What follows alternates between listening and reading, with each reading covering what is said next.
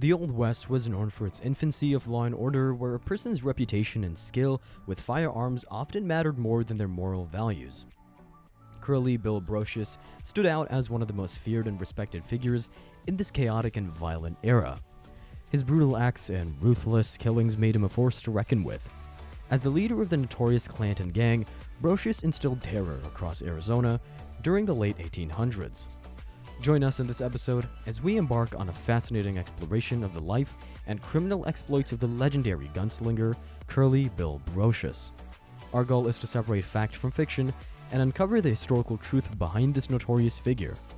Historical records indicate that Curly Bill, originally named William Brocius, made his way from either Texas or Missouri to the Arizona Territory in 1878.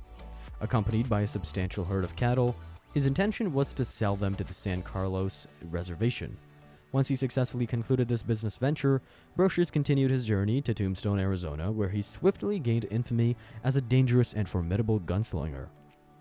Notorious for his alcoholic tendencies and a troubling inclination to kill livestock belonging to fellow ranchers, Brocius had a disturbing history entangled with numerous murders. One significant event linked him to a tragedy in Tombstone, Arizona, incident in October 1880, when law enforcement officers attempted to disarm him. Brocius tragically shot and killed Fred White, who served as Tombstone's inaugural sheriff.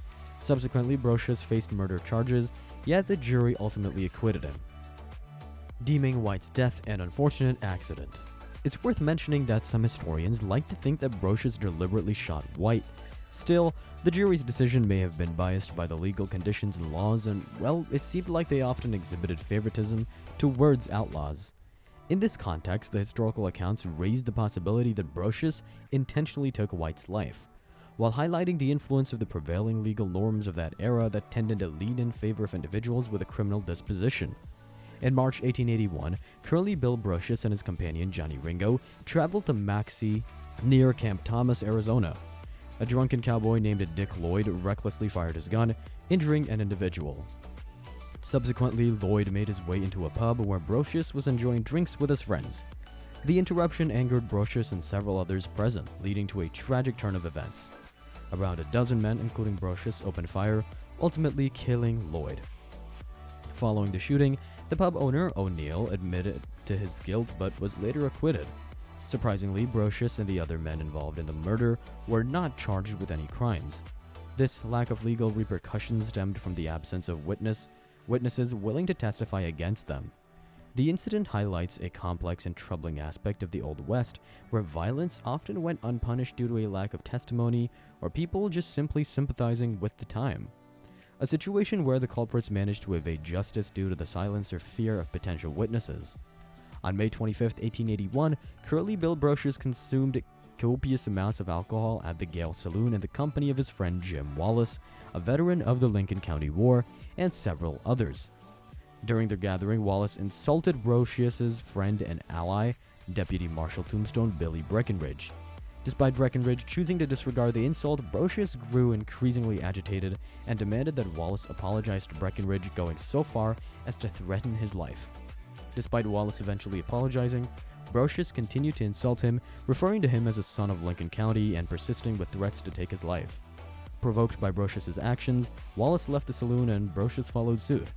Feeling threatened, Wallace shot Brocius, causing wounds to his cheek and neck.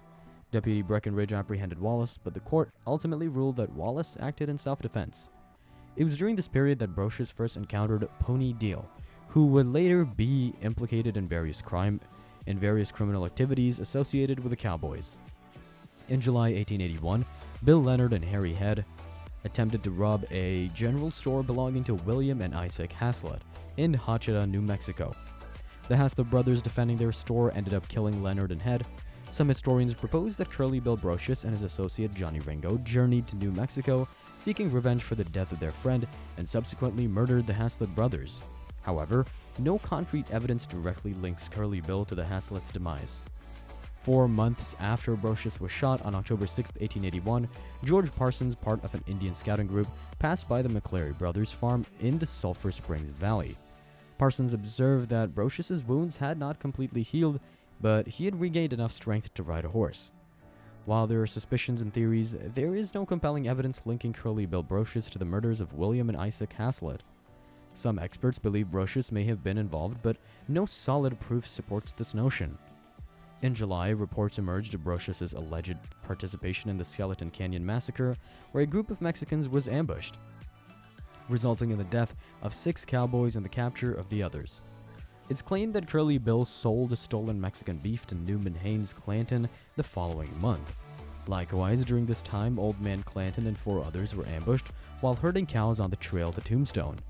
However, there is no convincing evidence directly implicating Brocius in these events, nor has he been charged with any crimes related to these incidents. It's important to note that Brocius was still recovering from his recent gunshot wounds inflicted by Wallace just 6 weeks prior, and despite his injuries, some researchers speculate that he may have participated in these events. Following the gunfight at the OK Corral on October 26, 1881, Brocius engaged in 2 robberies. The first occurred on January 6, 1882, targeting the Tombstone Bisbee carriage, and the second took place on the same day, robbing the Tombstone Benson stage. The next day, United States Deputy Field Marshal Wyatt Earp pursued Brocius back to Tombstone. On March 17th, Marietta Duarte, also known as Pete Spence, was implicated in the assassination of Morgan Earp. However, her testimony was disallowed by Justice of the Peace Wells Spicer due to it being heresy and her inability to testify against her husband. Ultimately, due to a lack of evidence, all charges against the Cowboys were dropped on March 24, 1882. The Earp group had arranged to meet Charlie Smith at Iron Springs, also known as Mezcal Springs, located in the Whetstone Mountains. Smith was bringing cash from Tombstone around 20 miles to the east for some business transactions. As they approached the water's edge near a stream, they encountered Brocius, Pony Deal, Johnny Barnes, Frank Patterson, Milt Hicks, Bill Hicks, Bill Johnson, Ed Lyle, and Johnny Lyle, who were cooking a meal by the stream. According to Wyatt Earp's anonymous report to the Tombstone Epitaph, he led a group of commandos who unexpectedly came upon the Cowboys' camp near the stream. Just 9 meters away from the barrier, as soon as Earp dismounted, the Cowboys started shooting, narrowly missing him, but hitting his horse's tail instead. Amidst the chaos, Texas Jack Vermillion, a member of the Cowboys, remained calm even as the flames raged around him. In the midst of the firefight, Doc Holliday, Johnson, and the McMaster sought cover while exchanging gunfire. It's important to note that 18 months prior, Wyatt Earp had defended Brocius against a mob seeking to execute him for the killing of Town Marshal Fred White. Earp had provided testimony that ultimately helped Brocius escape conviction for murder. However, during this encounter, Brocius, armed with a shotgun, took aim at Earp from a distance of 15 meters but missed. In response, Earp fired back with his 10-inch .22 caliber revolver, delivering a single fatal shot to Brocius' stomach, nearly severing him in half. Brocius fell into the water at the edge of the stream. Engaging in a fierce exchange of gunfire, the Cowboys were ultimately overwhelmed by the superior firepower of Earp's group. During the encounter, Wyatt Earp miraculously escaped unharmed. As bullets passed through both sides of his long coat, Johnny Barnes was shot in the chest, and Milt Hicks sustained a hand injury. Texas Jack Vermillion, while attempting to retrieve his fallen rifle, was also hit by bullets from the Cowboys. Doc Holliday helped Vermillion find a hiding place, while Earp struggled to ride due to his slipping cartridge belt.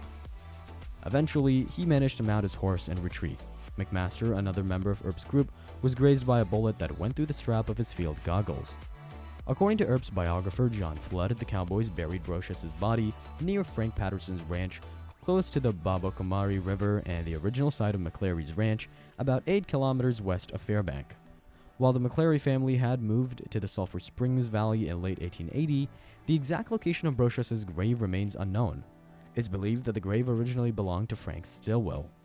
Curly Bill Brosius met a violent and controversial end, leaving a lasting imprint on the history of the Wild West. His story continues to captivate the imaginations of many, serving as a reminder of the tumultuous times and the men who lived and died during that time. If you found this video content interesting and useful, please like and share it. Don't forget to subscribe to the channel and leave a comment below to stay updated on upcoming videos.